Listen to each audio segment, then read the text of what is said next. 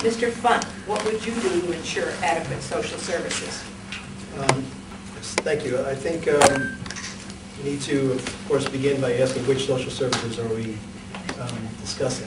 I have a belief and, of course, individual responsibility, but with that comes the acknowledgement that there are those who cannot help themselves, who do need our help. So what I think we need to do is we need a much more efficient distribution of funds for the disabled and the elderly.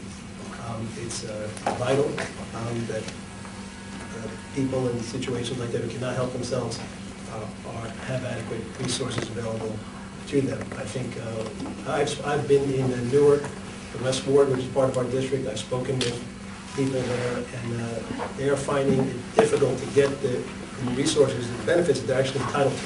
So we need to make our departments there a little more streamlined and more efficient. But, you know, when we talk about social services, and you then think about our poorer communities, and we have a very diverse district here. People in our poorer areas here want the same things that all of us want. We want them to be safe in our homes. We want jobs. They want a good education. And the best thing we can do is to reduce our state spending, get our taxes lowered, and create jobs. That is really what people want. And we also, again, education is key.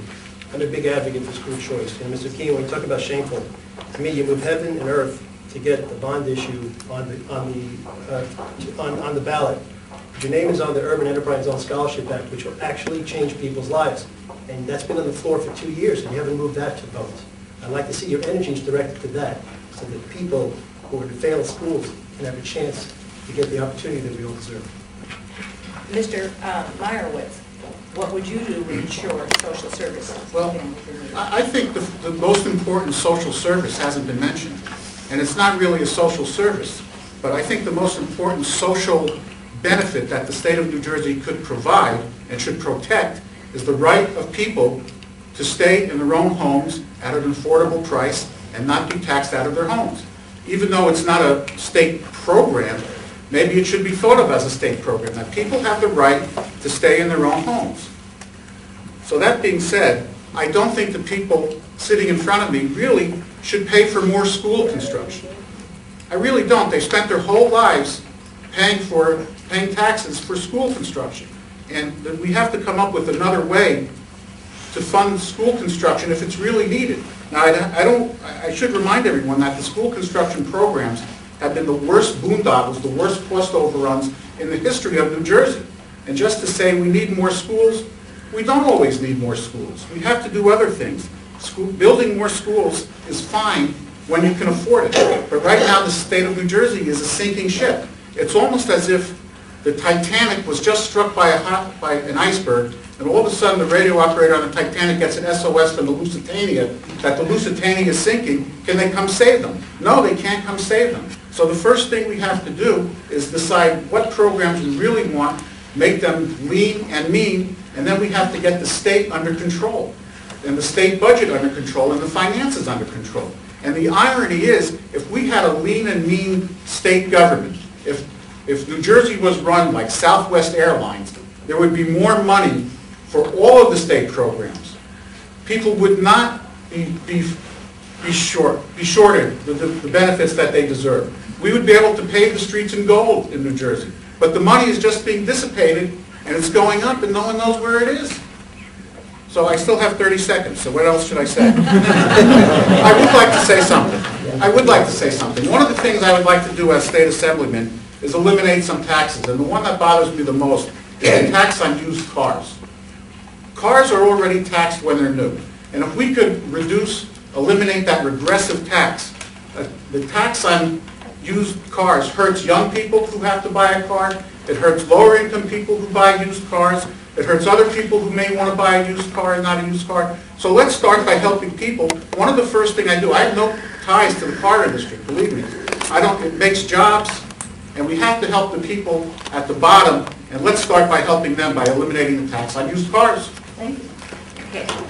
Mr. McKeon, what would you do to ensure social services families in need? Yeah, I just, Mr. Funt had mentioned continues to talk about the open space as some kind of boondoggle. As opposed to that comic book that you're holding in your hand, the facts are that over 800,000 acres of open space has been preserved in this state. And we can't afford not to replenish that program in light of what it will do as our ability to provide fresh water to the state in the future if we don't. It's easy to just talk a good game here as it relates to, what's going on. I can just cut this and cut that. We have a $29 billion budget. $15 billion of that amount, more than half, goes back to municipalities throughout the state. So most of the money, the majority of it, goes back to the various municipalities throughout the state of New Jersey. Now, as it relates to knowing the challenges that we face, certainly having democratic ideals and principles are important. Notwithstanding the extraordinary economic times brought on by 8 years of Republican administration in Washington that we're now feeling the effects of, we kept and continued the Energy Assistance Program and added to that. We added to the nutrition program. We have to look out for people in need. That's what government's position needs to be in the most difficult of times. People are most vulnerable, and those kind of programs, as they have been, have to continue. We, under the extraordinary times we've had, have continued with the senior freeze and have expanded upon it. And that combined with the rebates, most senior households have a $2,500 rebate, if you will, between those two programs to help them through these very difficult times. We've added 90,000 children to the family care plan. The Family Leave Act to make certain that not just those of means can be home when it's most important to support their loved ones. Long-term care and outsourcing it so people have better dignity. These are the kind of programs that even in difficult economic times, as we have, should continue. Thank you. Mr. Funt has asked for a 30-second rebuttal. Very quick. Let's talk about facts. The facts are, after 450 years of history, our state only has 28% of its land developed. 70% of our land hasn't been touched after 450 years. Is this truly a crisis? And by the way, if anyone looks outside, is overdevelopment really something that we're worried about today? I look forward to the days where that's something we can be worried about. I just don't view it to be a crisis that requires further debt on our children. Anyone else? Mr. McKeon? Sure, there's not very many 30 government seconds. programs, but maybe the Hoover Dam is one, where for every dollar spent, you get $10 of value in return. It comes from not understanding the open space program. That sounds like Steve Lonergan's figures. Truth be told is that there's 1 million acres of land that's up for grabs now. There's never a better time, with prices being where they are. There's never more an essential time to go forward in light of what it will do to be our economic death knell should we not be able to provide clean water to the state on a going forward basis. Water in the next decade and beyond will be like today's oil as it relates to its value. This is important and essential to every economic component of our state.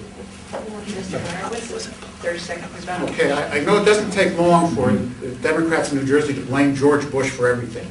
I mean, there comes a point when after you've been in government for 7 or 8 years, when you're 35 years old already, you don't blame your mother anymore for your own failings. Now, you've had 8 years of government running New Jersey, and you can't blame George Bush. The fact of the matter is that during the Bush administration, 48 states in the United States prospered. New Jersey and Michigan did not prosper. And the reason is obvious, the tax burden. Thank you. All right. Ms. Jasey, did you want to have a rebuttal? No. Okay. Have your time. It seems like